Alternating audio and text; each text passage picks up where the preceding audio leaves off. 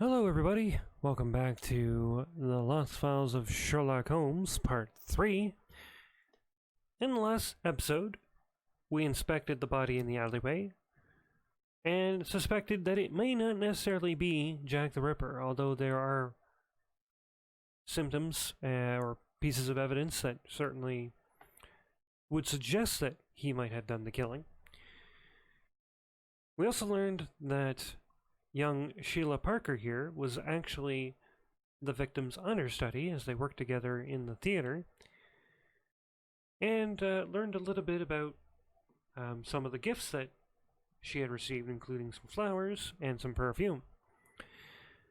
But we still don't really have much of a lead or anything to go off of other than her own testimony. The playbill note that we did find outside, though, did belong to Sheila Parker. Apparently her and her fiancé are getting a flat and are going to start a life together, so had really nothing to do with the murder itself. But now we're going to talk to Mr. Henry Carruthers here. So let's talk to him.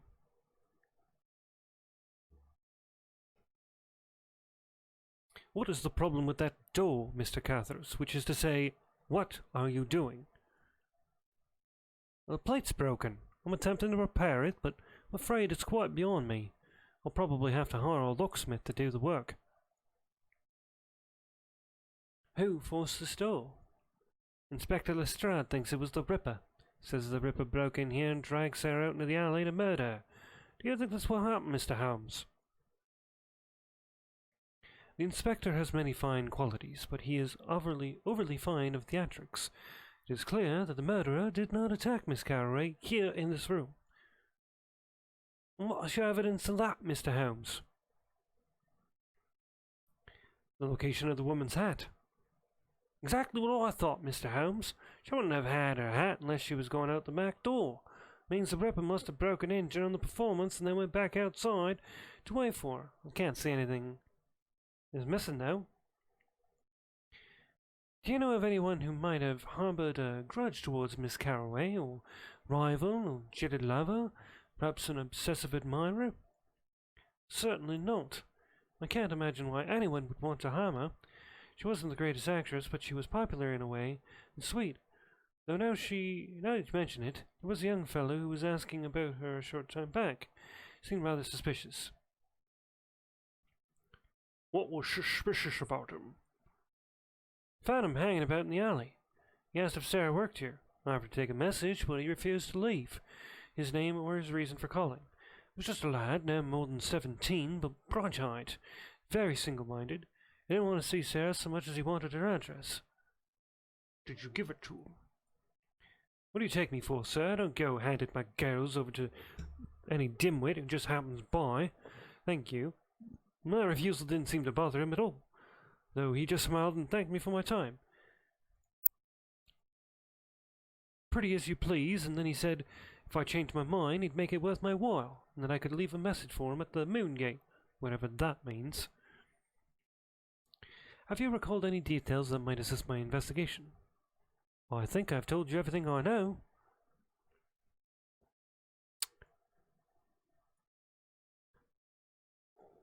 Do you have the key to that chest of drawers? No, my master key only opens the doors. Sarah's the only one who had the key to the chest.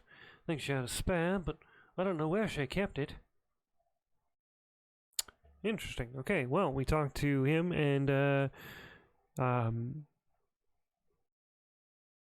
we know that she might have had a key, but he's having some instances, issues with the door, so perhaps we can help him by giving him the spring.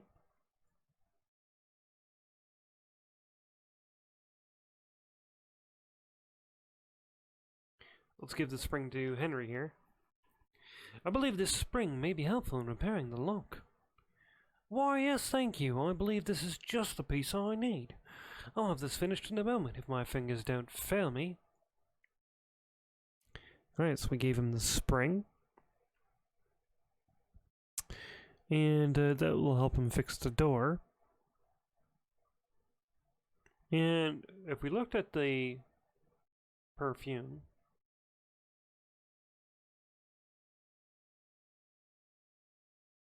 It will give us an address, which is this here. So certainly we would want to go check that out. But we don't need to go there now, but we will eventually, so... yeah.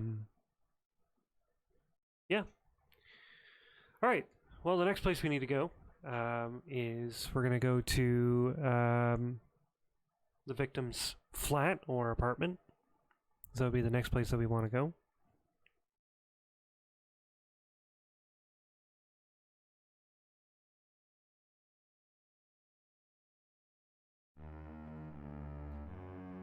And certainly we can leave. Although I think Holmes might have some more information. Maybe talk to the inspector, see if we can say anything further. Is there anything more you can tell me?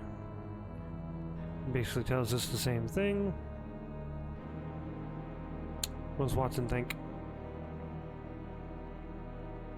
Same thing. Alright. We're done here for now. So, we can go to the flat. And as you can see, we don't have any... there is the perfume air, but we don't want to go there just yet. We actually want to go to her flat to start with, so we'll head over to Sarah's address.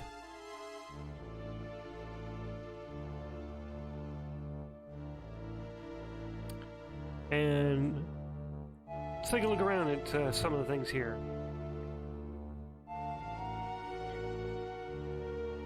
A capacious wicker basket of the type manufactured in Singapore and sold in nearly every street market in Metropolis. This one contains a conventional assortment of dirty laundry. Among the sheets, towels, and female undergarments is a man's orange-colored rugby shirt or sweater. Interesting. There's brass caps on the bedposts. A mass-produced brass bed forged as a series of tubes. For aesthetic reasons, the manufacturer has fitted the tops of tubes with decorative hollow caps. They are convenient, though obvious hidey holes for small objects, and are sometimes known as the poor man's bank. What else we got here? It's a picture. A cheap reproduction of Gainsborough's stunning portrait of the Duchess of Devonshire, nicknamed the Stolen Duchess, since the daring theft of the original from a Bond Street gallery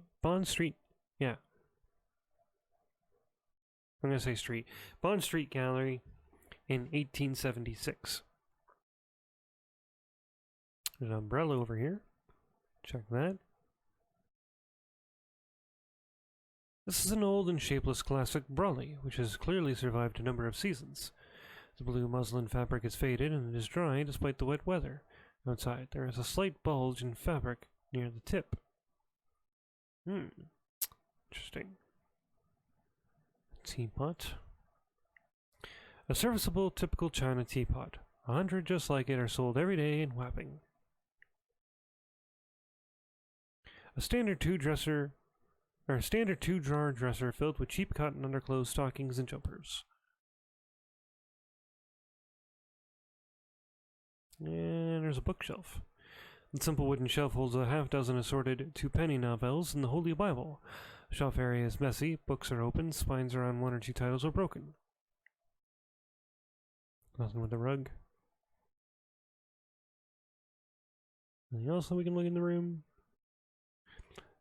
Alright, well the first thing we did see was the laundry basket, so we definitely want to pick up the sweater. That's a little suspicious, don't you think?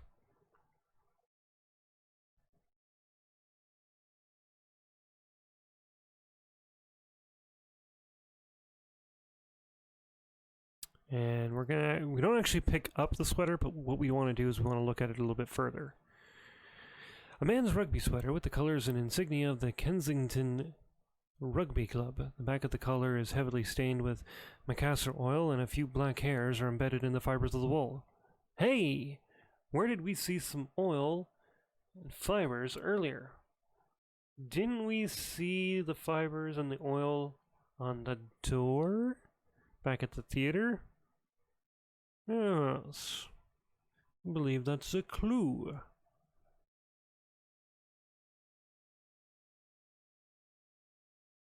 We do want to pick up the umbrella, though. And the obvious clue was that there was a bulge, indicating that there may be something in the umbrella. A key! Amazing, Holmes! Only you could draw good luck from an action that's supposed to yield its opposite. Thank heaven you're not superstitious.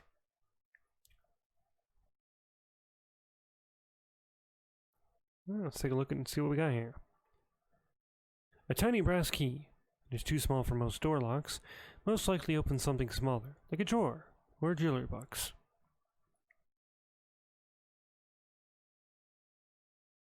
Alright, well, we're going to pick that up. Take a look at it. Same sort of thing.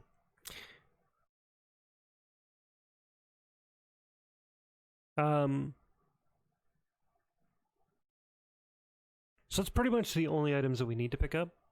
For fun, if you really want to, you don't have to, but we're going to anyway. So first things first, we're going to make a quick save. And we'll call it Sarah's Flat, because that's kind of where we're at.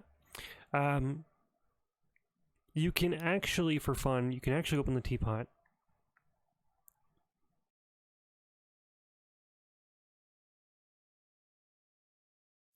Done.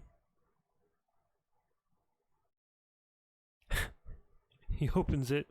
I don't think there's anything inside. Oh, the color and smell of the contents suggest the Darjeeling family of teas brewed in the last 24 hours. It doesn't really do anything for you, but it is something you can do.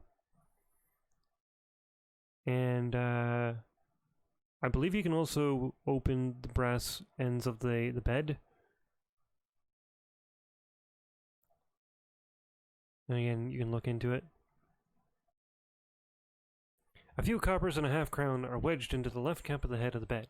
It is not possible to say with certainty whether these caps ever held anything else. But again, you don't get to pick it up, so it doesn't really matter.